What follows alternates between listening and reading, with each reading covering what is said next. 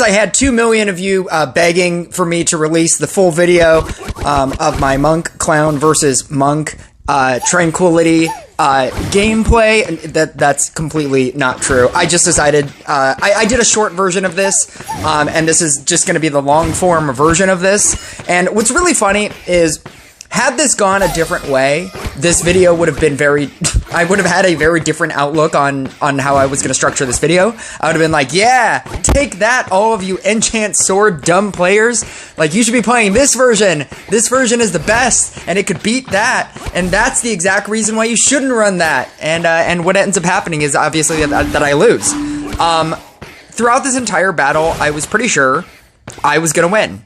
It was on stream, so this is technically the third video on my channel featuring this battle, but I think that it's a very good explanation for why I run this, and why, if you get lucky, if you get incredibly lucky and you run the other version, it's better. And I understand that it's better, running EnchantSword as opposed to Clown. I understand that it's better, but I personally, the reason why I run this version, so this is Monk Clown, and the reason why I run this version is it's so difficult to get stuck. You can, given enough time, you can merge things out, you can level down a clown to be a level 1, and then just merge something out, summon something in, copy it, it disappears, you summon in another thing. The reasoning for Clown is that it's redundancy.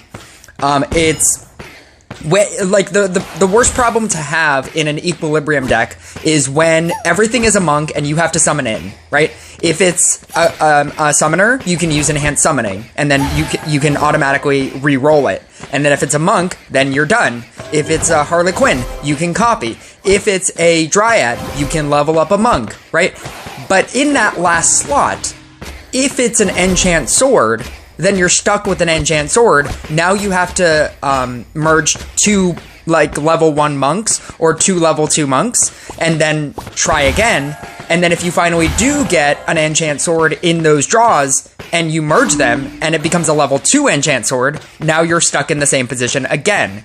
If that thing is a clown, you can then attempt to copy a level 1, it'll disappear, and then you can re-roll it. And it's just another way, it's kind of like an enhanced summoning summoner like that. It's just something to re-roll. At which point, in this format, in Random League, the way that I would promote this deck is that as a Monk Equilibrium player, I'm able to set up my entire board with monks, and then every single interval that you're getting the orbs, I'm always obtaining them. As opposed to a Monk Sword deck, where right now he's stuck with a level 1 Harlequin and a level 2 sword. What does he have to do? He has to now merge something. He has to transfer that. He has 2 level 1s. He now has the level 2 to merge out the 2. He has the 2 level 3s. He can merge up, he can upgrade both of them, make it a 4, upgrade a 4. Now he has 2 level 2s, but he still has the level 1 summoner. He has an EnchantSword. He has the Harley Quinn. He can merge those 2, but now he has a level 2 sword again. It's a constant, like, you have to keep cycling things out. And my problem with that is that when you cycle things out, all of your EnchantSword stacks are also disappearing, because now you're having to sacrifice things that have gotten EnchantSword stacks. At which point you just have to accept that idea that, like, I'm gonna merge out. You know, that's another reason why I want EnchantSwords to have the amount of orbs, because if you could smartly, like, understand that this level 2 and this level 2 have only 1 orb, then you could merge those 2 out, as opposed to if you merged out something that had maybe 7 orbs and was almost done to complete. But see, my problem with that deck is that you have to keep... It's very hard to cycle, and you can get stuck very easily. Obviously, the reason why this is now the 3rd time that I'm posting this video is because my entire, like, reason for running this deck, and the idea that I can set up my board much quicker than an EnchantSword can, is that an EnchantSword board can get stuck. and he gets the perfect merges. Like, I had to rewatch my entire gameplay after, like, literally right after it happened, because I was convinced that he was going to lose. There was this point during double bosses when it was a virus and a warlock, and he doesn't die to that. He doesn't die at all. He doesn't die to that boss, but I was convinced that he was going to die. Right now, he has a level 4 EnchantSword. Like, how do you get rid of that? He does. Just spoiler alert, he does. Because right now, like, you don't have good merge outs. Right now, he can enhance summoning the summoner. What ends up happening is that now it's a level 3. He can merge out 2 level 2s. He used an enhanced summoning and it became a level 2 sword. Right here is where I thought he was going to lose. I even had a petrification stone, and I was very positive that after what was happening on screen right now, I just started focusing on my screen and didn't understand what even happened on his side.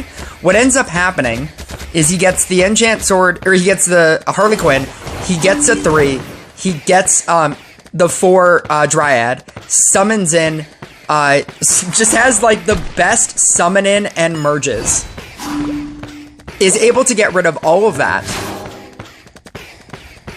He uses an enhanced summoning on the last summoner and gets a Dryad, which he's then able to auto use. And then he summons in a monk.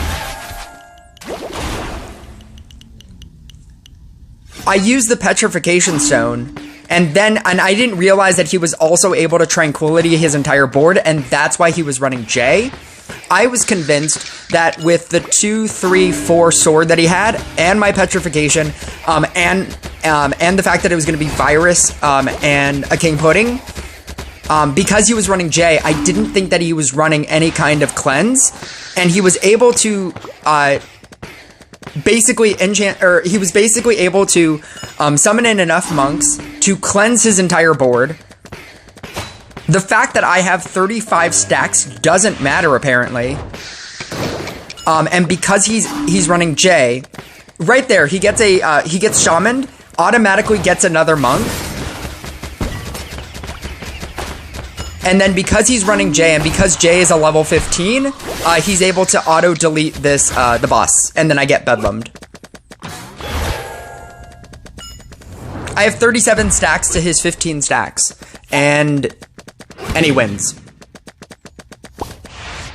I believe that Monk Clown is very strong. But in all honesty, like, if you get that lucky with your merges, you can win. So I don't know. I guess it's up for you to decide. If you decide that that's better, but like when you merge out, and you merge out the 2 level 3 swords, and you get like, you know, something else, and you get stuck with like a level 5 sword or something. If that feels better to you, then run that deck.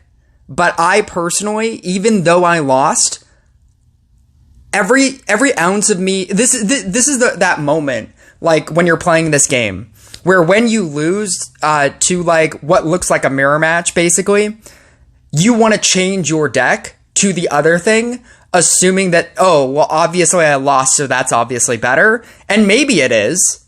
But I feel like in this format, I do like this version of this deck. I mean, maybe I could run this deck and run J, do the same exact deck, but run J and run Tranquility. That I feel like maybe that's an option, but I just don't like getting stuck with enchant swords. And that's just like a me thing. That's just like a personal preference. And I acknowledge that maybe enchant sword in like regular PvP, it is better. But what I'm saying is, I think in this format, I do think that Monk Clown is better. It's possible I should just take out Mermaid and run J Tranquility and do the same exact thing. That might be an option. But I would then have to like upgrade my cards like very, very early, as opposed to relying on the illumination. I don't know. It's the push and pull of Rush Royale. Welcome to deck building.